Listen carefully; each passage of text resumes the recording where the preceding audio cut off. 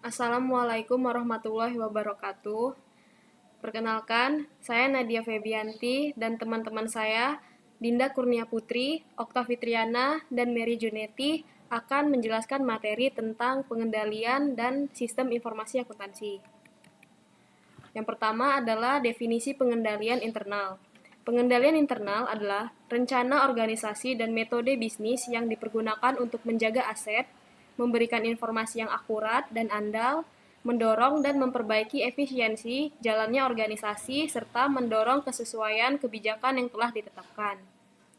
Dan yang kedua ada pengendalian untuk memenuhi prinsip keandalan. Terdapat 3 kategori pengendalian, yaitu yang pertama, perencanaan strategis dan penganggaran, ancaman sistem informasi tidak mendukung strategis bisnis, kurangnya penggunaan sumber daya, kebutuhan informasi tidak dipenuhi atau tidak dapat ditanggung. Dan yang kedua, mengembangkan rencana keandalan sistem. Ancamannya, ketidakmampuan untuk memastikan keandalan sistem. Dan yang ketiga, ancamannya adalah desain, operasi, tinjauan, audit, dan perubahan yang tidak efektif. Yang ketiga, sistem yang andal. Terdapat 4 prinsip suatu sistem dikatakan andal, yaitu yang pertama, ketersediaan, availability, tersedia untuk dioperasikan dan digunakan. 2. Keamanan, security, terlindungi dari baik akses fisik maupun akses logis yang tidak memiliki otorisasi. Dan yang ketiga, dapat dipelihara, dapat diubah bila diperlukan tanpa mempengaruhi ketersediaan, keamanan, dan integritas sistem. Dan yang keempat, integritas, pemrosesan bersifat lengkap, akurat, tepat waktu, dan diotorisasi. Selanjutnya, pengendalian internal melaksanakan 3 fungsi penting. Yang pertama, pengendalian untuk pencegahan, mencegah timbulnya suatu masalah sebelum mereka muncul. Yang kedua, pengendalian untuk pemeriksaan dibutuhkan untuk mengungkap masalah begitu masalah tersebut muncul. Dan yang ketiga, pengendalian untuk korektif, memecahkan masalah yang ditemukan oleh pengendalian untuk pemeriksaan. Selanjutnya, organisasi belum melindungi data dengan baik karena yang pertama, kehilangan informasi penting bukan ancaman, dan yang kedua, pengendalian tersentralisasi. Ketiga, kejadian tidak diinginkan yang dapat merusak sistem informasi akuntansi. Keempat, kerugian material potensial dari sebuah trade. Dan yang kelima, probabilitas suatu trade akan terjadi. Selanjutnya, konsep dari pengendalian. Proses dan prosedur yang dijalankan untuk menjamin tujuan pengendalian terpenuhi. Tujuan pengendalian, yang pertama, mengamankan aset. Yang kedua, mengelola catatan. Yang ketiga, memberikan informasi tak akurat. Keempat, menyiapkan laporan keuangan. Kelima, mendorong efisiensi. Keenam, mendorong ketaatan. Dan yang ketujuh, mematuhi peraturan. Di sini saya akan melanjutkan materi terkait pengendalian dan SIA. 3 fungsi pengendalian. Yang pertama, preventif, yaitu pengendalian untuk mencegah timbulnya masalah. Yang kedua, detektif, pengendalian untuk menemukan masalah pengendalian yang tidak terhindarkan. Yang ketiga, korektif, yaitu pengendalian untuk mengidentifikasi masalah dan memperbaiki kesalahan yang dihasilkan. Kategori pengendalian dalam teknologi informasi, yaitu yang pertama ada general control, yaitu pengoperasian data dan jaringan. Yang kedua, pemeliharaan dan perubahan software. Yang ketiga, akses keamanan. Yang keempat, pemeliharaan dan pengembangan sistem aplikasi. Itu untuk pengendalian untuk memastikan lingkungan pengendalian stabil dan dikelola dengan baik. Yang kedua ada application control. Yang pertama ada data capture control. Yang kedua data validation control. Yang ketiga processing control. Yang keempat output control. Dan yang kelima error control. Ini untuk mencegah dan mendeteksi dan mengoreksi kesalahan dalam program aplikasi. Terdapat 4 sistem Robert Simons untuk mencegah konflik. Yang pertama ada belief system, yaitu sistem untuk membantu pegawai dalam memahami visi perusahaan melalui nilai-nilai dalam organisasi. Yang kedua ada boundary system, yaitu sistem untuk membantu pegawai bertindak secara etis dengan membangun batas perilaku pegawai. Yang ketiga ada diagnostic control system, yaitu sistem yang mengukur dan mengawasi perkembangan perusahaan dengan anggaran dan tujuan kinerja. Yang keempat ada interactive control system, yaitu sistem yang membantu Manajer memfokuskan perhatian bawahan pada isu strategis dan lebih melibatkan mereka. Selanjutnya ada Sarbanes-Oxley Act atau yang disingkat dengan SOX.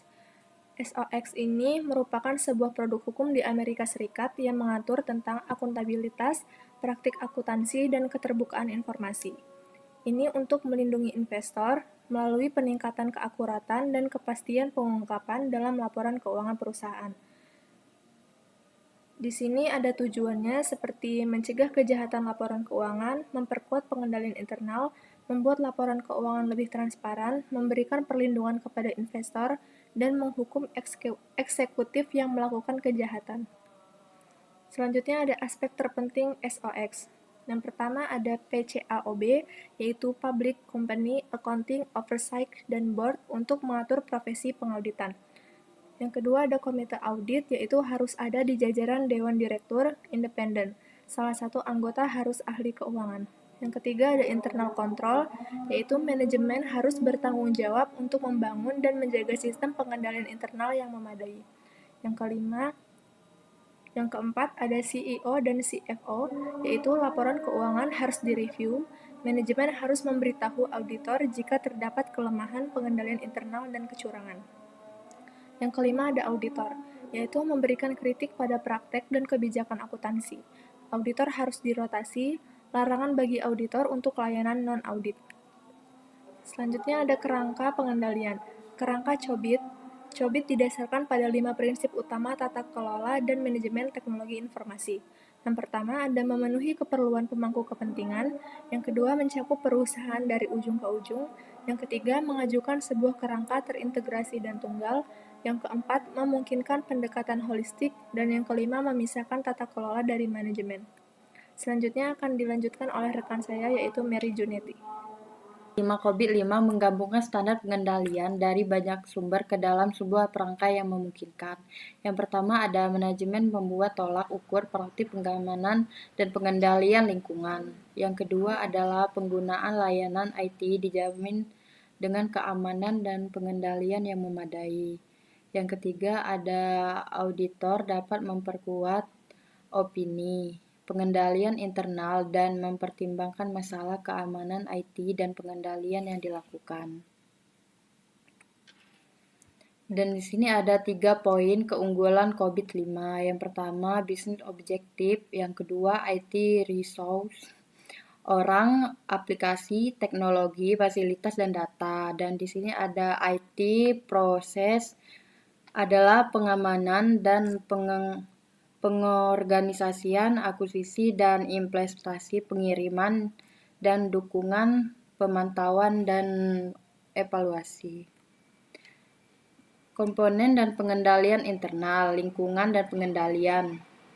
Lingkungan dan pengendalian terdiri dari faktor-faktor sebagai berikut. Yang pertama ada komitmen atas integrasi dan nilai-nilai etika. Yang kedua ada filosofi pihak manajemen dan gaya beroperasi. Yang ketiga ada struktur organisasi, badan audit, dewan komisaris.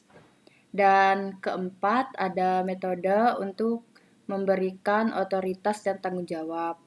Yang kelima ada kebijakan dan praktik-praktik dalam sumber daya manusia. Yang keenam adalah pengaruh-pengaruh eksternal.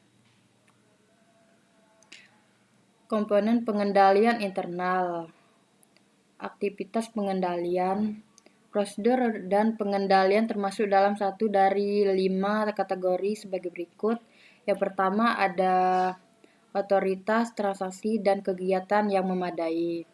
Yang kedua ada pemisahan tugas. Yang ketiga ada desain dan penggunaan dokumen serta catatan yang memadai.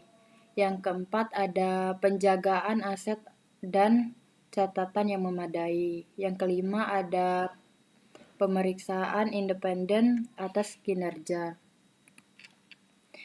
Komponen pengendalian internal, penilaian resiko. Yang pertama ada strategis sampai melakukan hal yang salah.